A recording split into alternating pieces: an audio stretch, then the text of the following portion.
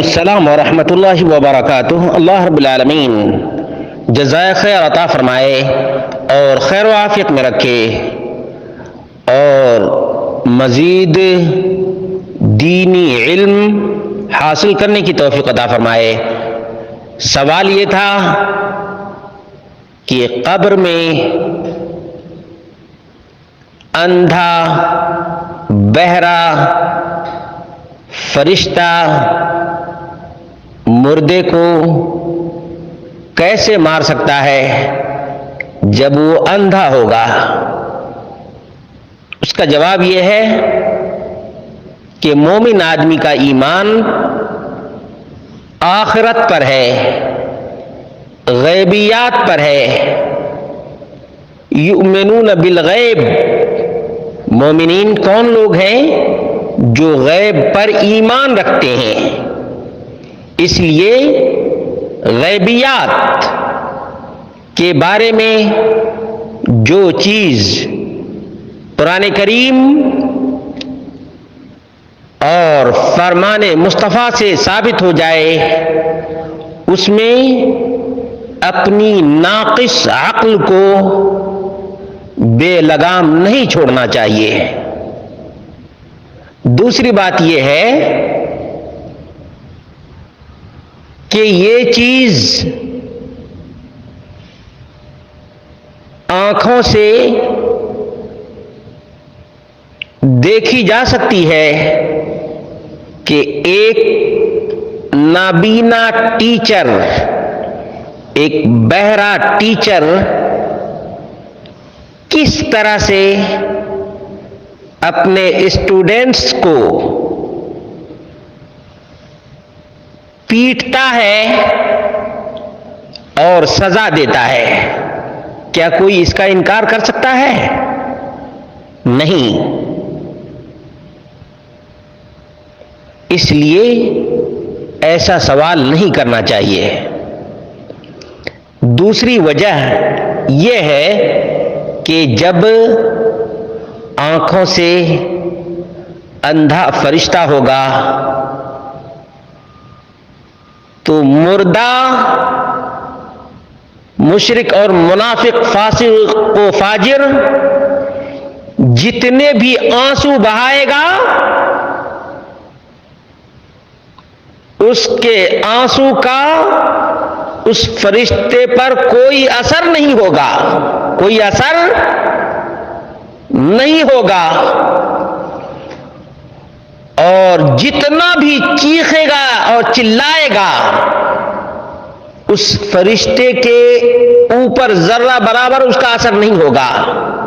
نبی مکرم صلی اللہ علیہ وسلم سے برا ابن عازب رضی اللہ تعالی عنہ بیان کرتے ہیں، اور یہ مسند احمد کی 17,803 نمبر کی روایت ہے، اور سنن ابو داؤد کی 4,753 نمبر کی حدیث ہے۔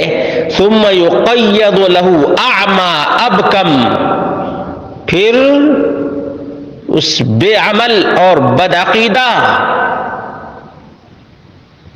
اور بے عمل کے لیے نابینا بہرا فرشتہ مقرر کیا جائے گا۔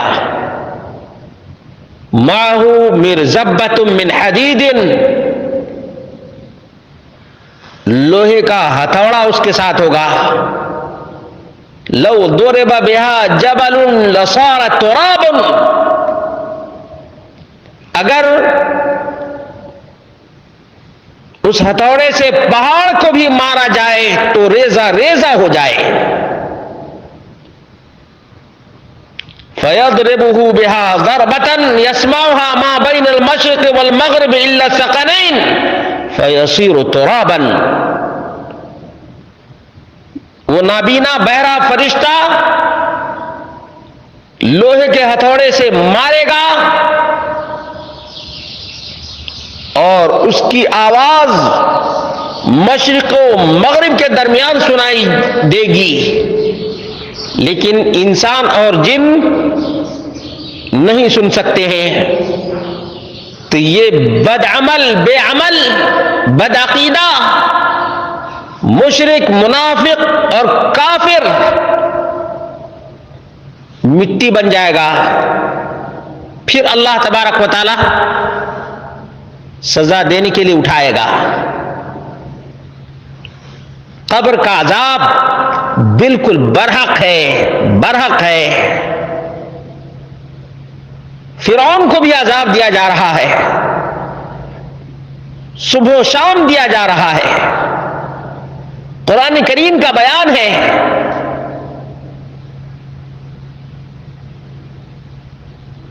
یعرضون علیہا غدوا وعشیا، صبح و شام جہنم کی آگ فرعونیوں کے اوپر پیش کی جاتی ہے، جہنم کا عذاب ہوتا ہے۔